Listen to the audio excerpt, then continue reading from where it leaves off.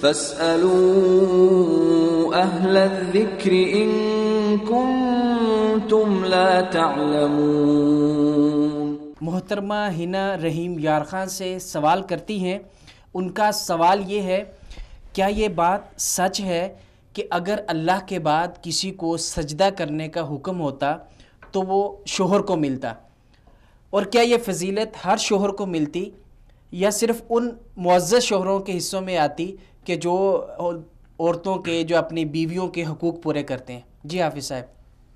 دیکھیے، اس طرح کی حدیث موجود ہے سنن ابن ماجہ میں 1853 نمبر روایت ہے، جس میں عبداللہ بن ابی اوفا رضی اللہ تعالیٰ عنہ فرماتے ہیں، معاذ رضی اللہ تعالیٰ عنہ جب شام سے واپس آئے تو نبی کریم صلی اللہ علیہ وسلم کو سجدے کے لیے جھک گئے۔ آپ صلی اللہ علیہ وسلم کو سجدہ کیا۔ آپ صلی اللہ علیہ وسلم نے پوچھا، ما ھذا یا معاذ، معاذ یہ کیا کر رہے ہو؟ تو انہوں نے کہا، میں شام گیا تھا، میں نے وہاں دیکھا کہ وہ اپنے علماء کو، اپنے راہبوں کو جو بڑے بڑے ان کے وہاں پر موجود تھے، تو وہ ان کو سجدہ کرتے تھے، تو میں یہ چاہتا تھا کہ ہم بھی آپ صلی اللہ علیہ وسلم کے ساتھ ایسا ہی کریں۔ تو آپ صلی اللہ علیہ وسلم نے وہاں فرمایا، فلا تفعلوا، کسی اور کو سجدہ نہ کرو، یعنی تم ایسا نہ کرو، سجدہ صرف اللہ تعالیٰ کے لیے ہے، کسی اور کو سجدہ نہیں کرنا۔ اگر سجدہ ہوتا فإنی لو كنت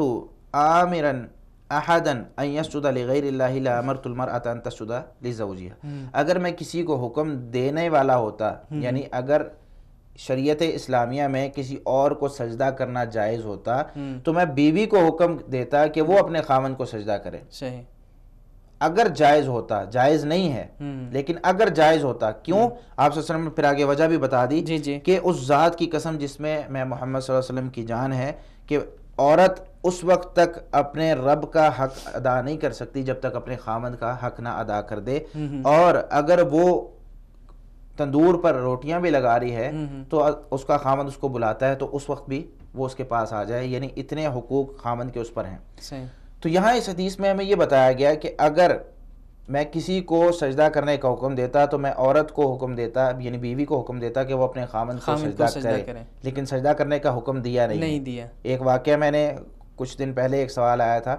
کہ ایک شخص اپنی بیوی کو، یہ حدیث اس نے پڑھی اور وہ اپنی بیوی کو یہ کہتا تھا کہ جب بھی گھر میں داخل ہوں تم نے مجھے سجدہ کرنا ہے، جب بھی میں گھر سے باہر جاؤں تم نے مجھے سجدہ کرنا ہے۔ بھائی یہ حدیث اس چیز پر دلالت نہیں کرتی کہ سجدہ جائز ہے، سجدہ جائز ہونا نہیں ہے، آپ کے حقوق، یعنی خاوندوں کے حقوق بتائے جا رہے ہیں بیویوں پر کہ آپ کے حقوق زیادہ ہیں، بیوی آپ کا احترام کرے، آپ کی عزت کرے، اس چیز میں اس کی بھلائی ہے، یہ کہا جا رہا ہے۔ اور یہ جو آپ نے سوال کیا کہ ہر خاوند کے لیے ہے یا جو شریعت اسلامیہ پر عمل کرتے ہیں یا بیوی کے حقوق ادا کرتے ہیں، تو اس میں واللہ تعالیٰ عنہ سمجھ یہی آتی ہے کہ ہر خاوند کے لیے ہے۔ اگر کوئی خاوند غلط کام کرتا ہے اس کو نصیحت کریں، اس کو سمجھائیں، اس کو کسی بھی طریقے سے شریعت اسلامیہ پر عمل کرنے والا بنائیں، لیکن آپ اپنے حقوق ادا کرتی رہیں۔ اگر وہ غلط کام کرتا ہے، آپ کے حقوق پورے نہیں کرتا، تو اللہ رب العالمین حساب لینے والا موجود ہے۔ لیکن ہمیں ہمارے عہدے پر، ہر انسان کو ایک عہدہ ملتا ہے نا کہ آپ نے یہاں بیٹھ کر کیا کرنا ہے، تو ہمیں جو عہدہ ملا ہے اس میں ہم اپنا حق پورا ادا کریں۔ اگلا بندہ اپنا نہیں حق ادا کرتا تو اس میں اللہ رب العالمین اس سے پوچھے گا۔ واللہ تعالیٰ عالم بالصواب۔ جزاک اللہ خیراً۔ محترمہ ریحا رحیم یار خان سے سوال کرتی ہیں، عدت کے دوران کن کن سے پردہ کرنے کا حکم ہے؟ عدت کے دوران عام جس طریقے سے پردہ پہلے کرتی تھی عدت سے پہلے، ویسے ہی پردہ کیا جائے گا۔ اکثر اصل میں سوال یہ ہوتا ہے کہ خاوند کیونکہ اب اس عورت کا فوت ہو گیا، اب اس عورت کی عدت میں ہے، وہ عورت عدت میں ہے، اب اس عورت کی بیٹی کی بھی شادی ہو چکی ہے، تو اس بیٹی کا جو خاوند ہے اس سے وہ پردہ کرے گی کہ نہیں کرے گی؟ اکثر سوال یہ ہوتا ہے۔ باقی تو پردے والے وہی احکامات ہیں، عدت میں ہو، عدت کے علاوہ ہو، پردے کے وہی احکامات ہیں، لیکن یہاں پر یہ سوال کیا جاتا ہے تو اس کا جواب یہی ہے کہ وہ اس کے لیے جو ہے محرم ہے، اس کے ساتھ